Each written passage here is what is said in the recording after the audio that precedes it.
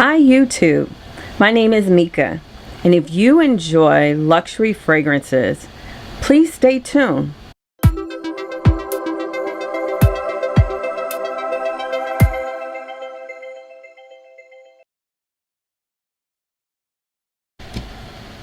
Hi, welcome to my channel. Here I review all things fragrance. I specifically enjoy reviewing luxury fragrances. Today is my first video, so thank you for taking the time to join me on this beautiful holiday. Without further ado, let's get started. I do have two honorable mentions that I would like to share with you that almost made the top 10. The first one is Valaya by Parfums de Mali.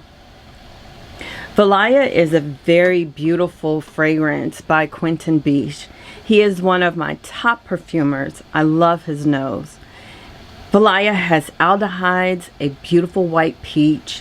It's musky. I can smell the citrus. And it would have been in the top 10 if it wasn't a fragrance that I grow nose blind to. So the next honorable mention, it is Apollonia by Xerjoff. Beautiful bottle. So Apollonia is a fragrance that I consider to be a pretty white musk. White flowers, orris, musky, powdery. It is beautiful. It is one of the fragrances that I'd love to just wear when I have no plans, just laying around the house and relaxing. Then let's get into the top 10.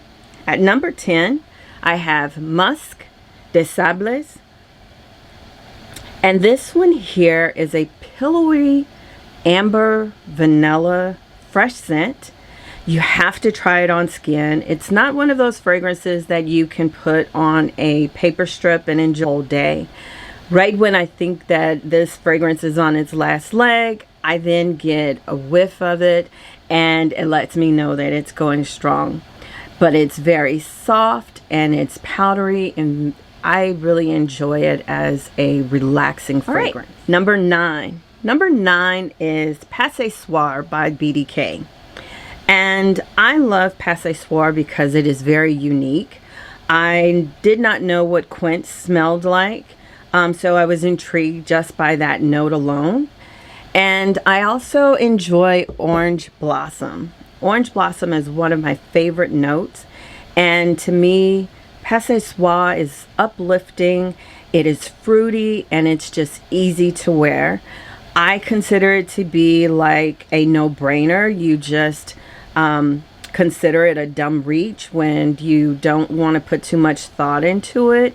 And it exactly smells like the bottle. It smells like yellow, if yellow had a smell. It's airy and revitalizing. Next is Musk Therapy. Actually, Musk Therapy by Intio. A lot of people consider this to be a signature scent. I love Musk Therapy because it gives me that clean girl aesthetics. And it's soft, but I often catch whiffs of it throughout the day. And it can be an everyday scent. It's non-offensive. I enjoy wearing this to work where I'm around others and I don't want to be too loud with my fragrance. And again, it's another mindless reach. Next is Soie Malaquais by Dries van Noten. This here is a beautiful bottle. It was the bottle that drew me in. I saw this and just thought that the bottle was just a work of art. I smelled the black currant and the bergamot.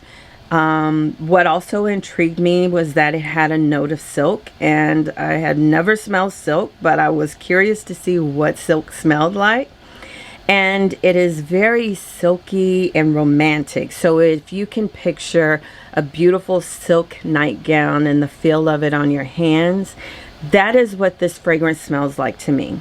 I don't smell the dark chocolate, but it is, I would say, it blended expertly. It's just so smooth, and that is what's so captivating about this fragrance. Number 5, we're at number 5 with Miller Harris Scherzo. Scherzo was something that I was really afraid of because I'm not a big fan of oud. And I was watching a review, and the person said that if you can tolerate the oud in Delina by Parfums de Marly Delina Exclusive, and that's one of the fragrances that I can actually enjoy, and the oud is not overwhelming. But when she said that, I thought, you know, maybe it's something worth trying. I've heard so many great things about it.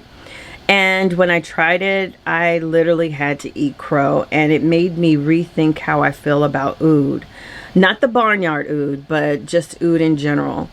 And this, to me, is a beautiful fragrance that you will smell throughout the day.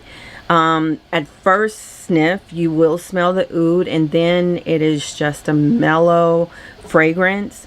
And it's just real captivating to me. Number 4 is Ganymede by Marc-Antoine Ganymede. And this is one of my favorite scents. I get the most compliments with Ganymede. I have a coworker, and all day long, starting from morning to throughout lunch, she kept asking me, oh my gosh, what do you have on? You smell so good. She just kept giving me compliments. And I know we don't buy and wear our fragrances for compliments, but hands down, it is still the best thing that you could ever get from someone to say, you smell really nice. What do you have on? And so the next day, she literally went out and purchased this fragrance, and she couldn't speak enough about it, and she thanked me all day about this fragrance. Some are not fans of the metallic note. I come to appreciate the metallic note. I think that it gives the fragrance a sense of sophistication, and some say that it's medicinal. I do not think that it's medicinal to my nose, and it's just one of my favorite fragrances to wear. Number 3 is Nefs by Nishane. And I am a big fan of Ani, and I felt like you can't go wrong with it. If I was a big fan of Ani, then I must love Nefs. And I was exactly right. It is an amber vanilla fragrance. It has honey. One of my other favorite notes is saffron, vanilla, cinnamon, and whiskey.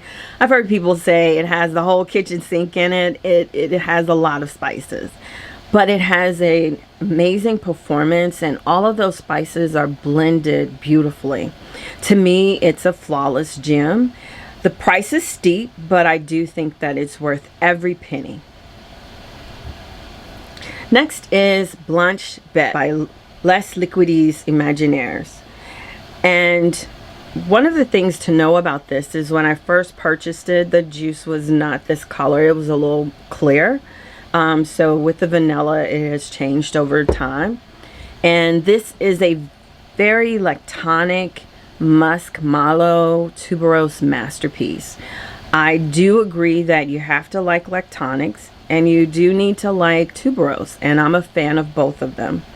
And it's one of those fragrances that you either hate it or you love it, and to me, I actually love it. The milkiness is not nauseating, and to me, it is one of my faves. I can wear this any time of the day, but I really appreciate wearing it to bed, and wearing it on the weekends where I'm just relaxing. And number 1 is Amouage Guidance. And this is another work of art by Quentin Biche. And to me, this man's nose is just like no other. I am so excited to see what he has next. Big fan of him. And this particular fragrance, it has pear, it has vanilla, skin like sandalwood, and his signature Akigala wood. That is one of the notes that he actually enjoys using, and I appreciate the Akigala wood because it gives the fragrance some depth. It's long lasting, and when I say long lasting, it will last for weeks. I have sprayed this and I've come back days or even weeks later and I can still smell Guidance. I can smell it on my bedding, and it is just a beautiful fragrance to have in the air. Projection is 10 out of 10. And you don't need a lot of sprays. I actually just use about 3 sprays. And it is hands down one of the most beautiful fragrances I've laid my nose on this year. So that's it. That's my top 10 out of 10 masterpieces.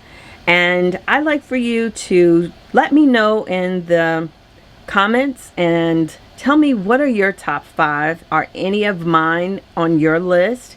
And don't forget to like and subscribe, and join me again on my next video. I really appreciate you taking the time to stop by, and I hope you enjoyed it.